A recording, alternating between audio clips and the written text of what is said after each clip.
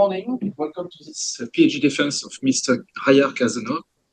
Welcome to the École des Mines. I'm thrilled today to serve as the chairman of this committee. So today we're going to have the opportunity to listen to a presentation of your work titled Modeling the Decarbonization of Industry and its Impact on the Electricity System. To examine this thesis, we have assembled a remarkable committee with several rapporteurs that will basically first provide a view of your work and start the question. So we're going to start first with Professor Peter Taylor from the University of Leeds. Then Professor Philippe Quirion from CIRED will also give a review. After these two reviews, we'll have the opportunity to listen to the examiners raising a series of questions, starting with Professor Catherine Azaro-Pantel from NCACET in Toulouse, who is currently remote. Then Dr. Thomas Fleiter from Fraunhofer EC will raise his question. Dr. Beran Chirizage, who is currently at Deloitte, will start then a series of questions. I will be the last examiner raising my questions. And last but not the least, we'll also have the opportunity to have some viewpoint being provided by your supervisor, Dr. Robert Girard from the School of Mines. I forgot something which is important. First, I will invite everyone in the audience to turn off and to switch off the telephones so that we can switch them into flight mode. And then we'll provide you with 45 minutes for the defense. Thank you so much. I'm good. So thank you everyone for attending my defense, and many thanks to my jury for their time and interest in my work. So a bit of an introduction. My thesis was developed in the context of the need to combat global warming, and which is caused by the large amount of greenhouse gas emissions from human activity. In 2019, 58% of global emissions were due to the industry and the energy systems. If we take a look at Europe, while worldwide emissions have risen, in Europe they actually have diminished, and this is because most of these reductions come from the energy systems with the deployment of renewable energy, and from the industry with energy efficiency improvement, with, for instance, the end of life of furnaces that we renew, and production reduction also, if we consider steel industry, also included delocation. Now, if we focus on industry, we can see that most of the emissions come from three main sectors: metallurgy, chemistry, and non-metallic, including cement production. And as for emission from the industry, they have two main origins: energy-related emissions for heat production, for example, for which a lot of fossil fuel are consumed in the world, and also process emissions linked to the process itself. The most common example is the calcination reaction, which is necessary to produce clinker, which is itself required to produce cement. Regarding energy-related emissions, industry can shift to electricity and bioenergy, but for electrification, some estimates highlight that in Europe, emissions through electrification could be cut by 78%. Nonetheless, we have also process emissions to tackle, and for that we could go for technology changes or carbon capture for processes such as cement production. As electrification is to play a huge role in industry decarbonization, it also needs to be low carbon. Otherwise, it makes little sense. And globally, as you can see on the left figure, emissions from electricity production have actually risen, and it is expected for electricity production to reduce its emissions to help other sectors decarbonize. And if we take a look at Europe, it actually has started to reduce its electricity emissions, electricity-related emissions, thanks to renewable energy deployment, and also a shift from coal to natural gas. And as electricity is to play an important role in industry decarbonization, one can wonder to what extent can industry achieve electrification, and also what role can electrification have in comparison to versus green hydrogen, carbon capture solutions, and also bioenergy. And last question regarding this topic: what framework should be prioritized to support electrification? Then electrification should also impact the electricity system and vice versa. And the question is how this impact can be shaped by the policy framework.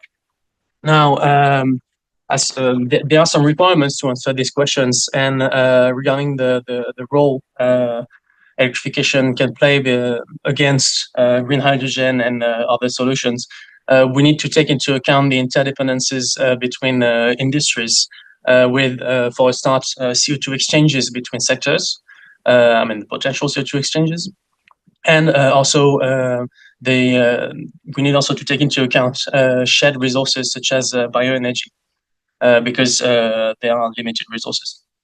As for the feedback effects that could occur from the joint decarbonization of industry and the electricity system, we also need to take into account the interdependencies between the industry and the energy system. So we need to find what's common to both these sectors.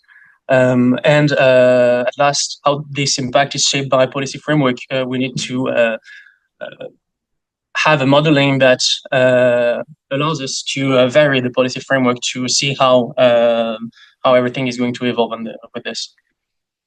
Hence, the objectives of my thesis to be first to develop an industry model to assess the industry's decarbonization sensitivity to techno-economic variations, and as per the problematic, we include CCUS synergies between sectors and bioenergy allocation management.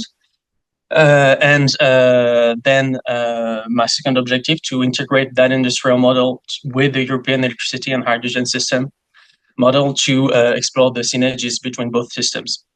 And also have an electricity and hydrogen price interface to couple both models, and have also a policy framework impact assessment. Sorry.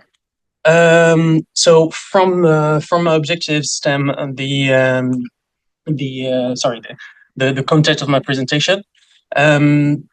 So from the first objective, there's the next section of my presentation, which is industry sensitivity to techno-economic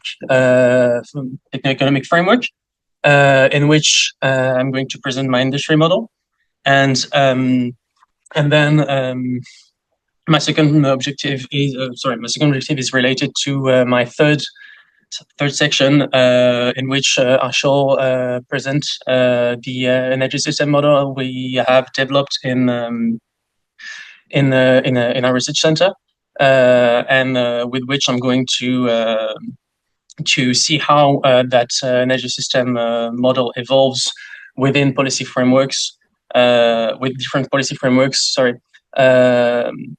Without and then with industrial consumption to see the impact everything has. And then I'm going to end with key takeaways and perspectives. As announced, I have developed a bottom-up energy industry optimization model. It takes as input many parameters such as resources availability. So this is especially important for bioenergy availability. As I said, it's a limited resource. Carbon tax, upstream emissions, capex, resource costs, and production scenario, meaning that we are going to constrain the model to produce, let's say, 10 megaton of steel, and it's going to have to produce it.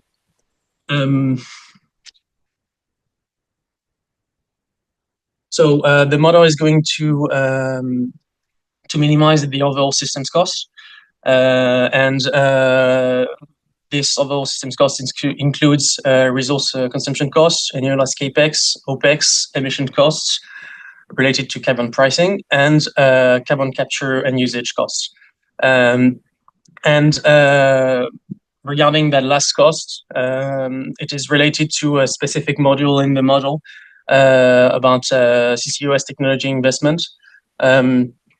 So what it does is it allows the model to manage production and carbon capture technology separately. And with that, the model could choose if and when to install a carbon capture technology to a production technology. And we must also keep in mind that captured CO2 must always exceed consumed CO2.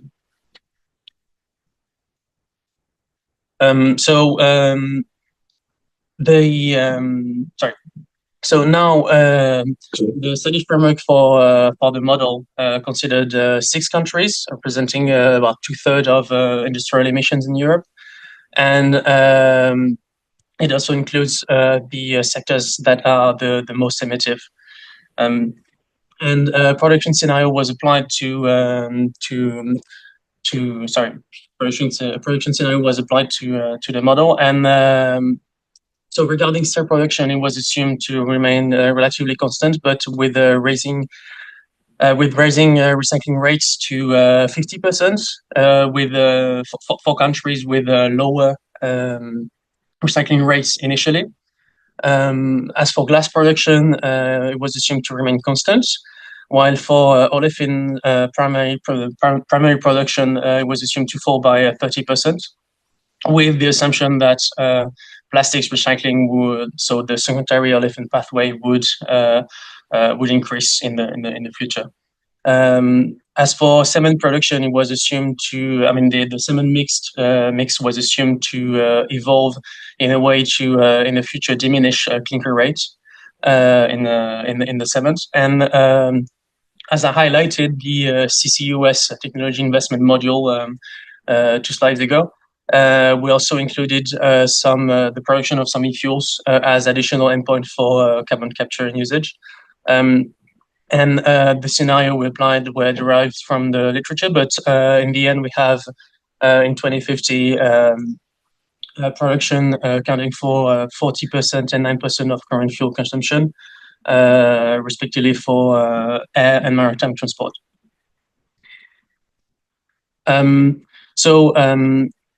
In this section, the idea is to run the industry model alone. So we do not have we need to have some assumptions on electricity prices specifically, but later on we're going to have a coupling, and we won't need to have to make such assumptions anymore. So yeah, as for the assumptions, for fossil fuel, we assume that their prices would follow the REPowerEU trajectories. And as for electricity, the assumption we took was for its price to shift towards 70 euros per megawatt hour in 2050. As for carbon pricing, it was assumed to be 150 euros per ton of CO2 in 2050. But this, as for electricity price, would be subject to sensitivity analysis afterwards. There's also the case of bioenergy, that is, as I said a few times already, a limited resource, and for which each country has a different potential for. And obviously, this is something that we include. We take into account in the model. And obviously, as we consider only 5 sectors plus a few e-fuels, we assume that only 50% of the bioenergy potential identified is accessible. So now, how does the model evolve in the reference scenario? So first, we can point out that 79% of emissions are tackled. But between 2015 and 2050. In comparison, the French low carbon strategy, French national low carbon strategy aims for 81%. So we're not at it yet. We could also see that there's a shift from coal and oil to electricity, bioenergy, and natural gas, and also that there's carbon capture and usage (CCU) leg deployment that is balanced with an early carbon capture and storage CCS deployment.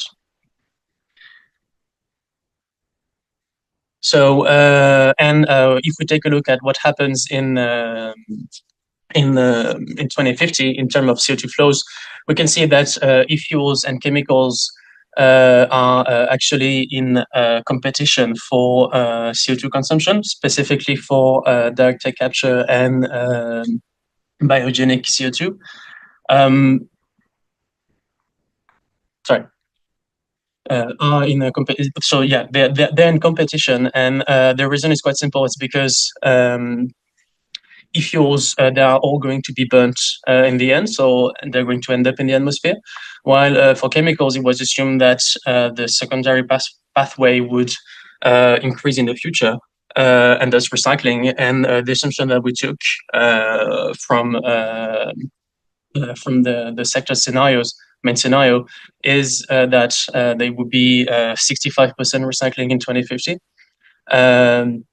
And therefore, the chemicals that are produced do not all end up in the end in an incinerator. So the model, wanting to minimize costs and limit the carbon pricing impact on the results, is going to favor e-fuels. And what happens if remove e-fuels from the equation? So as you can see on this on the figure on the left, on top we have hydrogen consumption and bioenergy consumption, and below annualized costs and methanol production. What you have below, I mean, in the x-axis is so values in 2015 and in 2050. For the reference case, the case where we don't have the model doesn't have e-fuels to produce, and when it doesn't have e-fuel to produce, but also when there's no CCUS synergies between sectors, meaning that the cement sector, for instance, cannot send its CO2 to the chemical sector for it to consume it and produce plastics, for instance. What we see there is that without e-fuels, we have more bioenergy available for chemistry, so it's going to consume it. We also see that the modeled system is less expensive, and from that we can derive 200 euros per megawatt hour e-fuel cost, which is about 4 to 5 times more expensive than current kerosene price, if I'm not wrong. If we also take a look at when there's no CCUS synergies, we can see that cost actually increases a little bit.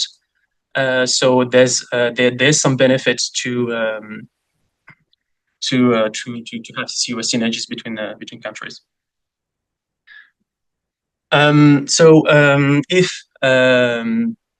If the industry is going to have an impact on the electricity system, is going to be through electrification, and that's if we take a look at the figure on the left, seems to be dependent on carbon pricing.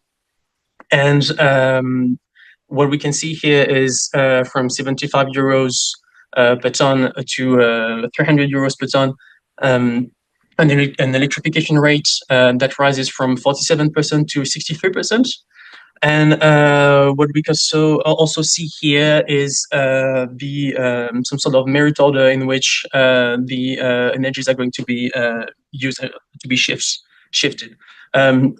First, we can see that we have relatively we have 47% of electrification. So and this is a lot thanks to electrolysis deployment. And then we can see that as carbon tax rises, bioenergy and electrification are going to take over. And when bioenergy potential is reached, then direct electrification is going to completely take over.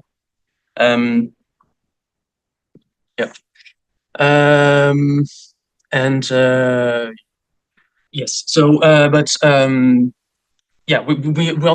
we also need to remember that this merit order is for the assumption in 2050 that we have 70 euros per megawatt hour electricity price. So if electricity prices were to be lower, the order in which electricity consumption shifts would occur would be certainly different.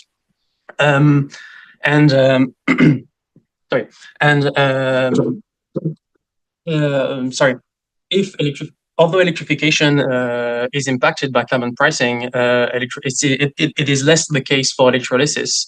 And we can see that because initially for low carbon pricing, electrolysis is mainly used actually to produce e-fuels and methanol for power to CO2 to be combined with CO2. Sorry, and then as carbon pricing increases, the model is going to want to offset remaining direct emissions with bioenergy and carbon capture. And this is why it is going to deploy first gasification plus carbon capture. And we can also see that there's a shift also from steam methane reforming to electrified steam methane reforming for methanol production. And this highlights also the previous points that carbon pricing affects direct electrification. And what happens if we increase the carbon price above 300 euros? Nothing.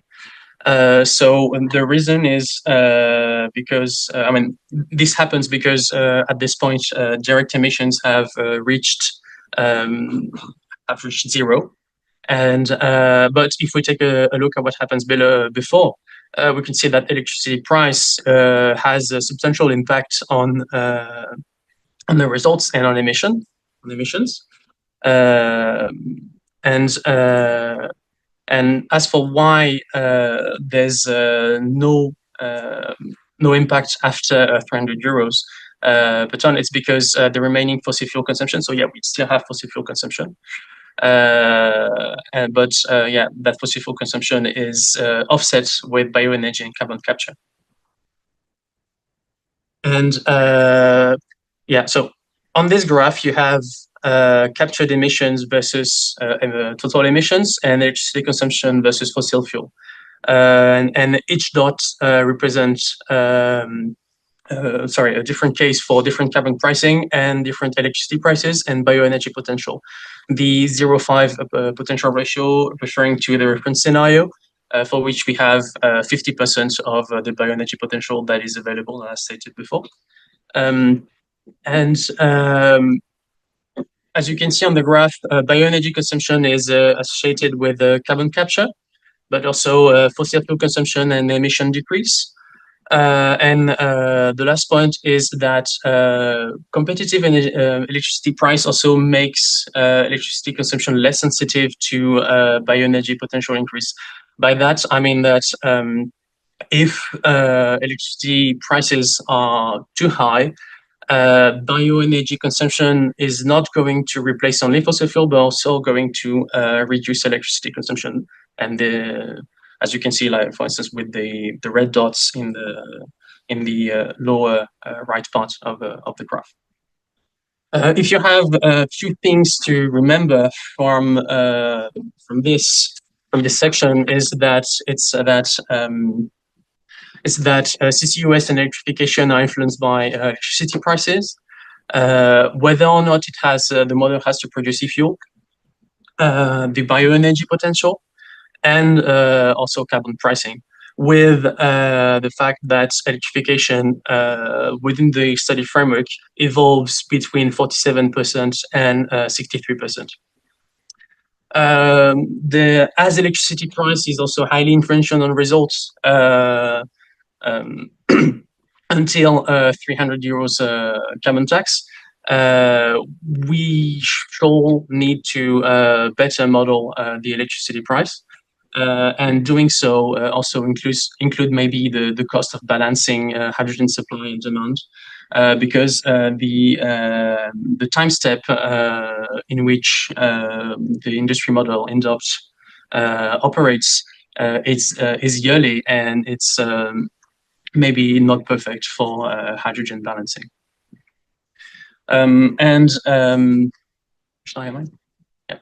as we need to better model electricity and hydrogen price, and production. The second objective of my thesis is to integrate the industry model with an industry and with an European electricity and hydrogen system to explore the synergies between both. And we have seen how industry behaves alone, and we will see in this section how it impacts the energy system and vice versa. You have on this slide a scheme summarizing this section's methodology. So the industry model is coupled with a multi-energy system model called POM.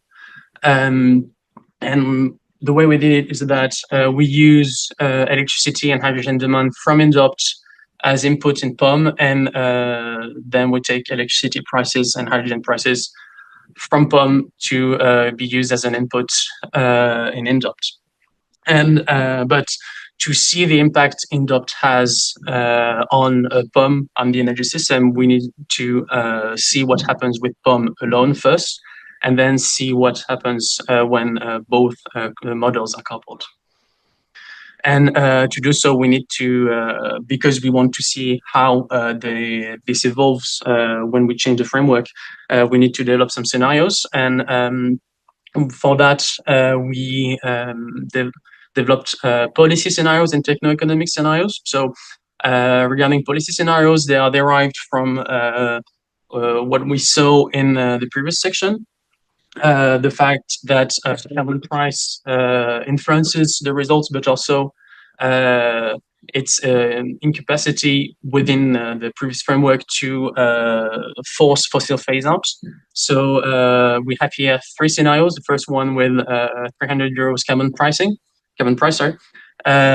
Second one with fossil phase out, and the last one with lower carbon tax.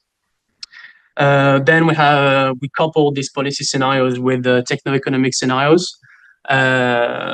So with at first central one that is derived from TYNDP and TSO and literature data that we could find, and then we're going to increase the interconnections capacity for the electricity system, the quantity of renewables available.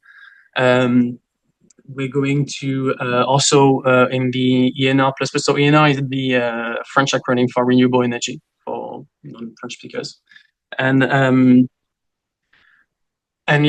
we have also, so the ENR++ allows for more renewable energy, but also lowers its capital cost.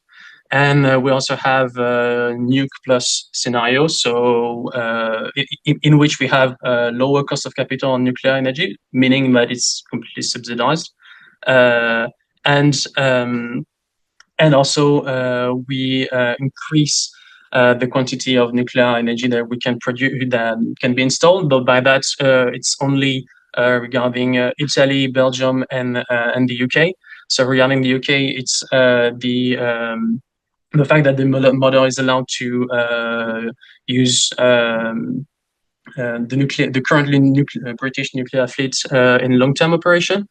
And regarding Belgium and Italy, the availability for them to install new reactors. The last scenario is regarding the fact the last scenario allows POM to install hydrogen pipelines between countries if it wishes. So POM is a multi-energy system model that has been developed in my research center. It has a planning period every 10 years and hourly time step for the operation. It's going to optimize the overall systems cost with an adequacy constraint stating that demand and overproduction that is going to be curtailed must be always equal to generation, storage, import, and demand curtailment, with the constraint that obviously a power plant cannot produce over its capacity times its actual availability, which is specifically important for renewable energy because a wind farm cannot produce 100% of the time at 100% of its capacity. So yeah, when we take a look at how the pump behaves without, so when it's run alone without an in-depth consumption, we can see that renewable energy represent most of the electricity production in 2050, no matter the scenario. And we can also see that thermal dispatchable power plants represent less than 5% of the electricity production. And we could also see that there were some synergies between ATR plus carbon capture and electrolysis, ATR for autothermal reforming, which is an upgraded, let's say, version of steam methane reforming, but allowing for carbon capture at a lesser cost. So, yeah, the idea with the synergies, the way it operates is that electrolysis are going to follow market prices, and their variability is going to be complemented by ATR with carbon capture here, and also hydrogen storage.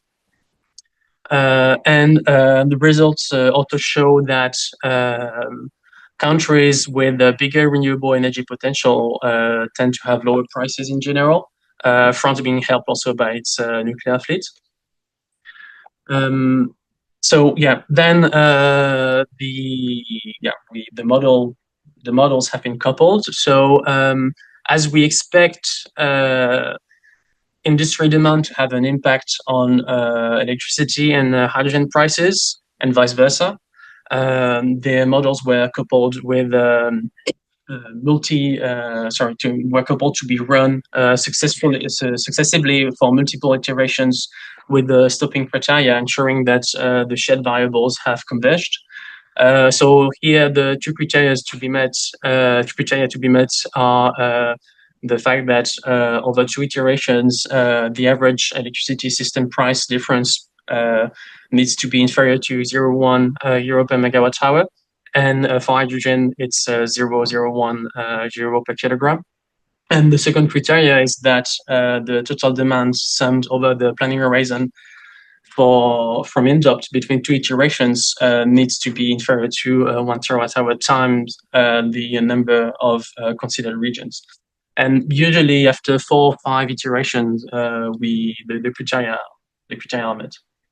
So the coupling adds electricity demand from in-depth to the exogenous POM demand parameter. And we see that supplementary electricity demand is mostly met with renewable energy, while regarding hydrogen, it's mainly met with ATR plus carbon capture. Although when we allow for more renewable energy for cheaper, that ATR dominance is greatly diminished.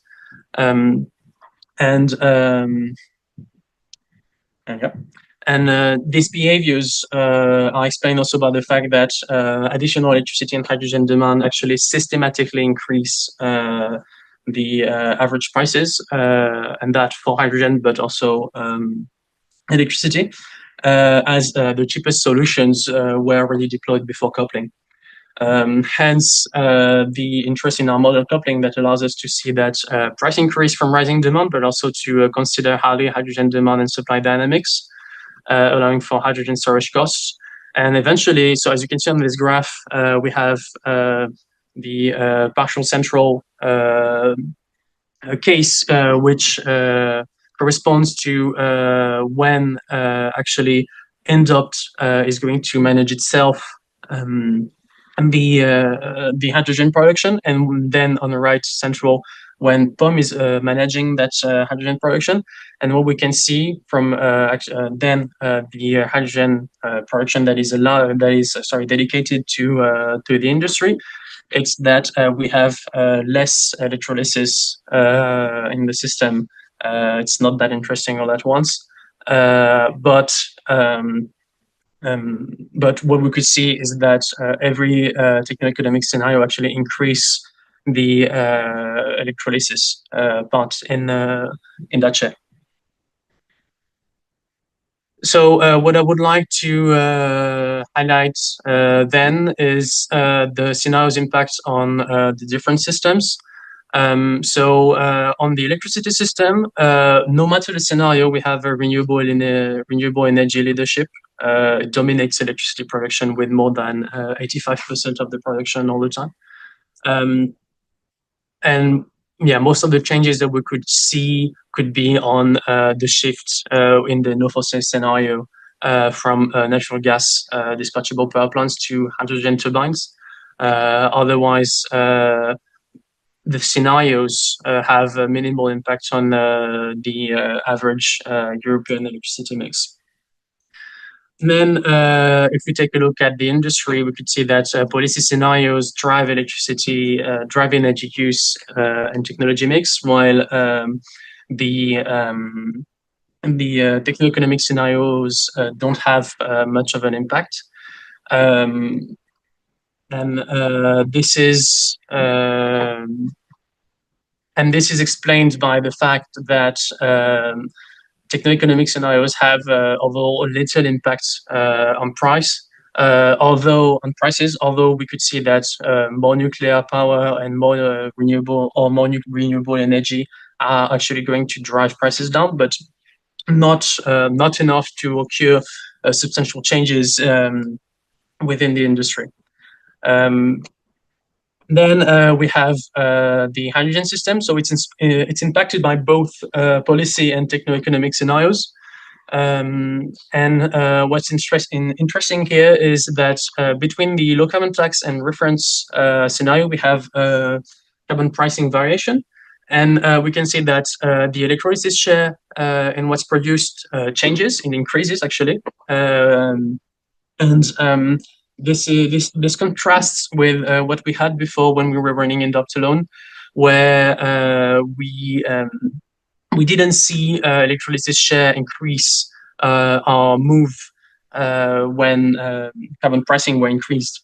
This stresses out the importance of our model coupling here and going for lower time step than the yearly one that we had initially. What I would like to also talk about now is the adding of hydrogen network impact. So what happens here is when the model can install hydrogen pipelines between countries, there's going to be a price convergence towards the same value, and this is to the detriment of countries that were more competitive initially, like France or Spain. And this is expandable when we take a look at what happens spatially. So we had countries with nuclear power and renewable energy, more renewable energy potential, like Spain, France, the UK, and northern countries that initially produced cheaper hydrogen. And when the hydrogen backbone is available, the model is going to make the optimization. So these cheaper countries are going to overinvest in the means of production for the neighbors, and we end up with a situation where some countries are solely hydrogen consumers, and this is unlikely to happen if we take into account regulatory and policy factors. So if you have 7 points to 7 key takeaways to remember, it's first that there are some intersectoral synergies on carbon capture between industries, and also between the industry and the electricity system regarding the hydrogen system. There's also the challenge of resource allocation regarding bioenergy.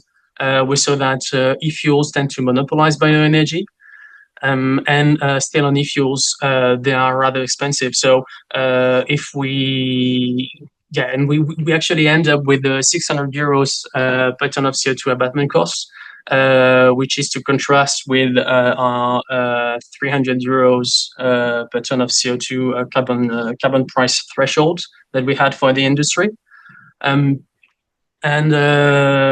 So the real carbon price on industry decarbonization. Above 300 euros, there's limited fossil and emissions reduction because direct emissions have reached zero. And below 300 euros, bioenergy availability and electricity pricing have a substantial impact. I also want to stress out the importance of renewable energy because in every scenario, we have more than 85% of electricity production that is from renewable energy. Now, regarding the hydrogen system, we could see the ATR electrolysis synergies. We could also see that hydrogen network means market prices convergence, and also that excluding infrastructure costs, as we did initially with INDOPT, tend to overestimate the electrolysis hydrogen potential. And at last, the last point is that policy scenarios are the one influencing the most the results. Now, as for some perspectives, the approach that we chose is a perfect foresight single stakeholder approach, meaning so regarding the perfect foresight that the model is going to have perfect visibility over the entire investment period. But real-world industries do not have much visibility over long-term prices, although this is a very important factor for them to invest in new technologies or even settle somewhere.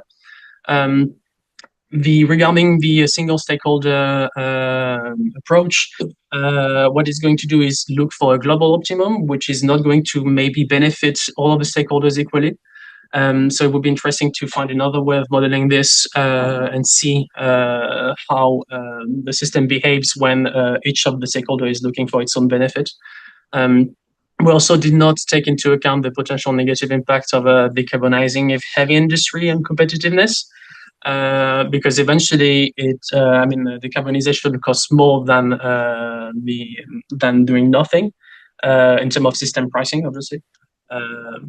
And what happens then is that either industries relocate somewhere where where energy prices are lower, or competitiveness is maintained through some form of external support.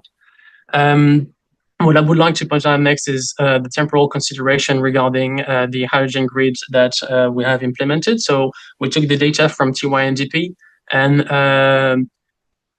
there's a rather rapid deployment of the hydrogen backbone that is assumed in the data. And it would be maybe interesting to see what would happen if less pipeline capacity were available. If deployment is allowed of the hydrogen backbone is allowed later, or if the grid configuration is different. We saw the impact that it had on France and Spain hydrogen prices. So what if we removed some pipelines and see what, or maybe add some more to see what happens with the results. Now, there's also a spatial consideration. So we allowed for MENA imports for hydrogen. It's rather homogeneous for every countries. It's a limitation. It would be better to model things in a way where the hydrogen would arrive solely by pipeline to Spain, France, or Italy, or be more expensive for other countries, assuming ship transport. Last point would be on carbon capture and usage. So we only assumed, carbon capture and storage. I also use it actually. We did not consider the distance between sites in the model. It is, and also regarding transport and storage, we solely put like a price to it, and the model did not have to invest in the storage units, so it's not capex related, it's only opex related, and that might be explaining why the model that easily is going to increase carbon capture and storage and then decrease it. And then last point would be to add the industrial sectors that are not considered in INDOP. So first, the food sector, the pulp and paper sector, and maybe go for a better plastic recycling pathway. Model it explicitly, like instead of having exogenous assumptions from it. Thank you for listening.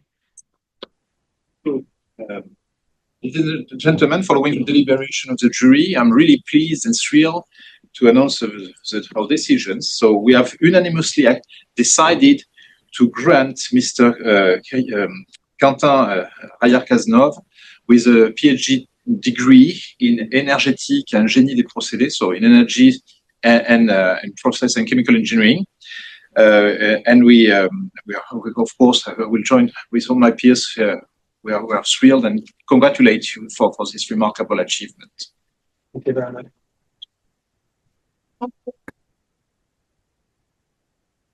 C'est là que tu dois lire avant de faire les... Before that, just a few words. We unanimously appreciated your presentation, your comprehensive presentation, the serious with which you've addressed our concerns coming from various perspectives, and we have really enjoyed the maturity that you've demonstrated while taking some questions, being capable to raise and stress the limitation of your work. Thank you so much for that. Thank you very much.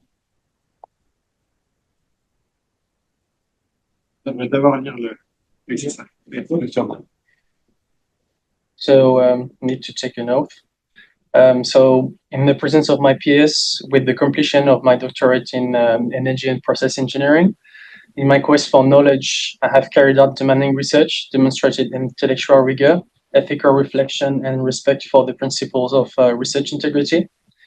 As I pursue my professional career, whatever my chosen field, I pledge to the greatest of my ability to continue to maintain integrity in my relationship to knowledge, to my methods, and to my results.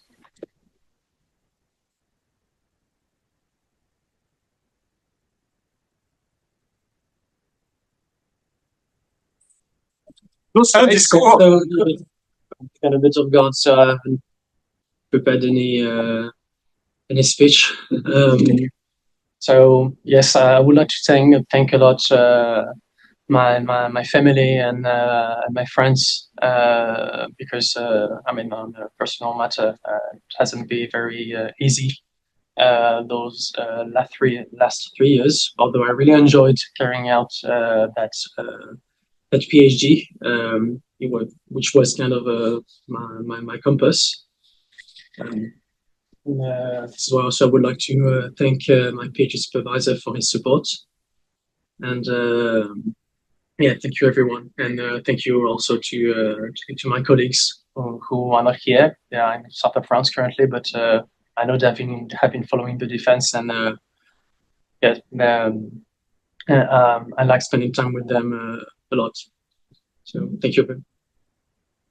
And also, yes, I thank you again to my jury for their time and interest in my work. Also for their valuable insights and perspectives on my work.